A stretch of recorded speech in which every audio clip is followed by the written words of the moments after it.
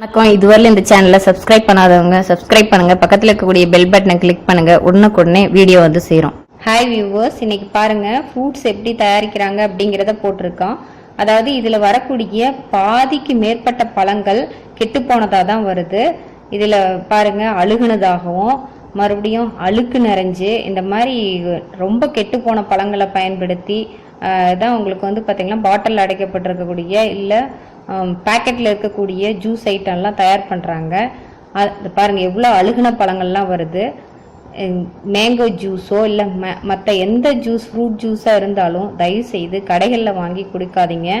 நீங்களே வீட்டில் குழந்தைங்களுக்கு ரெடி பண்ணி மேங்கோ ஜூஸ் வேணும்னா மேங்கோவை வாங்கி க்ளீன் பண்ணி நீங்கள் குழந்தைங்களுக்கு தயவு செய்து கொடுங்க. இங்கே பாருங்கள் எப்படி ப்ரிப்பேர் பண்ணிகிட்டு இருக்கிறாங்கன்ட்டு பாருங்கள். இன்னொரு ட்ரேயில் வருது பாருங்கள் எப்படி இருக்குது அப்படின்னு. வரக்கூடிய மேக்ஸிமம் ஆஃப் த ஃப்ரூட்ஸ் எப்படி வருது அப்படின்னு கேட்டிங்கன்னா அழுக்கு நிறைந்தும் புழுக்கள் இருக்கிற மாதிரியும் தான் வந்துகிட்டு இருக்கு. இந்த புழுக்களோட சேர்த்து தான் அந்த மெஷின் வந்து நமக்கு அரைச்சி அந்த ஃப்ரூட் ஜூஸ் வந்து நமக்கு கிடைக்குது.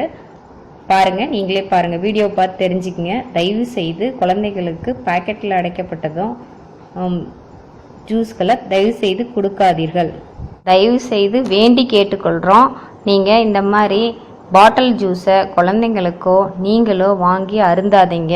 இந்த வீடியோவை மற்றவங்களுக்கு ஷேர் பண்ணுங்கள். மற்றவங்களுக்கு இந்த மாதிரி ஒரு அவேர்னஸ் வரட்டும்.